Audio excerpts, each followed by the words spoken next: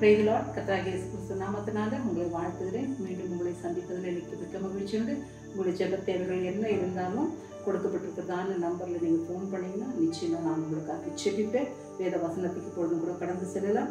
சங்கீதம் 9:13 சொல்லப்பட்டிருக்குது, மரண வாசல்களிலிருந்து என்னை தூக்கி விடுகிறவர் நீர் ஒருவரே. மரண வாசல்லேருந்து தூக்கி விடணும்னா அது மனுஷனால முடியாது, கர்த்தரால் ஒருத்தர் தான் முடியும். இயேசுவால் ஒருவரால் தான் முடியும்.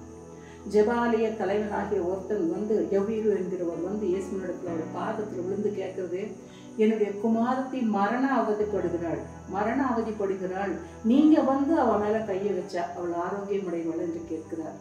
அதுக்குள்ள அவனுடைய வேலைக்காரன் கூடியான்னு சொல்றாங்க, மறிச்சிட்டாங்க, போதுகிற வருத்தப்படுத்தாதீங்க, விட்டுருங்கன்னு சொல்றாங்க.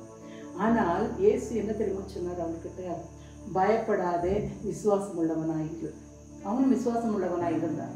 அவங்க வீட்டுக்கு நேராக போகிறாங்க. கூட 3 பேர் தான் கூப்பிட்டு போகிறாரு. யார் யார்? யோவான், பேதுரு, யாக்கோபு. இயேசு அவர்களோடு கூட போய் அங்கே அழுவுறவங்களை பார்த்து, அழாதீங்க, குழந்தை தூங்குதுன்னு தான் சொல்கிறாரு. அவர் உள்ளே போகும்போது தாப்பனையும் தாயை மாத்திரம் கூட்டிட்டு போய் தலி தகுமி என்று சொல்லுகிறார். அப்படின்னா சிறு பெண்ணே எழுந்துரு அப்படின்னு கையை பிடிச்சி சொன்ன உடனே, நான் எனக்கு சொல்லுகிறேன்னொன்னே அந்த பிள்ளை கட்டுன்னு என்ன பண்ணிடுச்சு, மரித்து போயிருந்த பிள்ளை எழுந்தது. இன்றைக்கு மரித்த நிலையில் இருக்கிற உண்மையாலுமே வியாதி படுக்கையில் இருக்கிற நீ கர்த்தரை நோக்கி கூப்பிடு, இயேசுவை நோக்கி கூப்பிடு, நிச்சயமாய் மரண வாசலிருந்து உனக்கு விடுதலை தருவார். செபிப்போமா?